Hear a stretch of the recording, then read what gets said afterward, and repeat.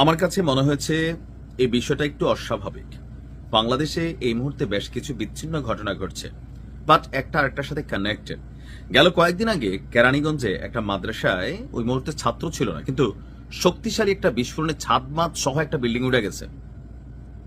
এখানে খুবই শক্তিশালী বিস্ফোরক ছিল। সামনে নির্বাচন, দেশে নানান ধরনের ঘটনা ঘটতে পারে। আর এর মাঝখানে গেল শনিবার ভারত থেকে 8টি ট্রাক প্রবেশ করেছে বাংলাদেশে লিগেলি। কোন দিক দিয়ে প্রবেশ করলো?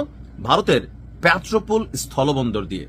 আর এই 8টি ট্রাকে বিপুল পরিমাণ বিস্ফোরক বেনাপোল স্থলবন্দরে প্রবেশ করেছে। 8টি ট্রাকে আনুমানিক কয় কেজি বা কয় মন হবে আমরা যদি সংখ্যাটা দেখি, 125 মেট্রিক টন। 1 মেট্রিক টন কত কেজিতে? এটা কুইজ রইল। কারা আমার ভিডিও দেখেন একটু জানাও দরকার, হ্যাঁ, পড়ালেখা করবেন। আর যারা জানেন না কমেন্টে দেখে নিবেন, আমি ভিডিও শেষে বলবো। তো বলা হচ্ছে যে দিনাজপুরের মধ্যপাড়া গ্রানাইট মাইনিং কোম্পানি লিমিটেডের খনি থেকে পাথর উত্তোলন এবং খনন কার্যক্রম পরিচালনার জন্য বিস্ফোরক দ্রব্যের এই বিশাল চালানটি আমদানি করেছে রাষ্ট্রীয় প্রতিষ্ঠান Madhyapara granite mining company limited. অর্থাৎ দিনাজপুরে যে গ্রানাইটের উত্তোলন করা হয় সেখানে বিস্ফোরণ ঘটাইতে হয়। আপনারা জানেন এটা মাইনিং এর কাজ, স্বর্ণের খনি, গ্রানাইটের খনি, পাথরের খনি, এগুলাতে কিন্তু বিস্ফোরক ঘটায় গড়িয়া এগুলো ভাঙতে হয়, পরে এগুলো বিভিন্ন ধাপে ধাপে আইসা আমরা ব্যবহার্য হিসাবে উপযোগী করে তুলি। এখন চালানটি সরবরাহ করেছে ভারতের সুপার শিভা শক্তি কেমিক্যাল প্রাইভেট লিমিটেড। এখন বিস্ফোরক আমদানির বিষয়টি স্পর্শকাতর হওয়ায় বন্দর এলাকায় বিশেষ নিরাপত্তা ব্যবস্থা গ্রহণ করা হয়েছে। বেনাপোল পোর্ট থানার যিনি ভারপ্রাপ্ত কর্মকর্তা আছেন তিনি বলছেন, বিস্ফোরক দ্রব্যের চালানটি সরকারি নিয়ম এবং অনুমোদনের আওতায় আনা হয়েছে। বন্দর এলাকায় সার্বক্ষণিক পুলিশ আইন শৃঙ্খলা বাহিনী নজরদারি করছে। নিরাপত্তার ঘাটতি নেই, সাধারণ মানুষের আতঙ্কিত হওয়ার কোনো কিছুই নেই। আর ভারতীয় ট্রাকগুলো বর্তমানে বন্দরের ডট নাম্বার, আমি বললাম না কারণ আমার ভিডিও শুনে অনেকে যাইতে পারে, ডট নাম্বার ইয়ার্ডে পুলিশি পাহারায় রাখা হয়েছে। আমার কাছে মনে হয় যে এটাতে আসলে তো রাষ্ট্রীয়ভাবে আনা হয়েছে, তাহলে সমস্যা কি আছে? আমাদের ওই যে সরকারি পেট্রোলের যে খনি বা বিভিন্ন জায়গা থেকে দেখি মাঝে মাঝে এত হাজার লিটার তেল নাই। কালকে বিএনপির প্রোগ্রাম হয়েছে, পুলিশের নিরাপত্তা ছিল, 58টা মাইক নাই, না 58 কয়েল তার নাই, মাইক নাই।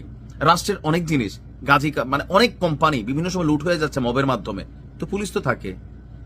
ধানমন্ডি 32 ভাঙা হয়েছে, সেখানে মব তৈরি করা হয়েছে।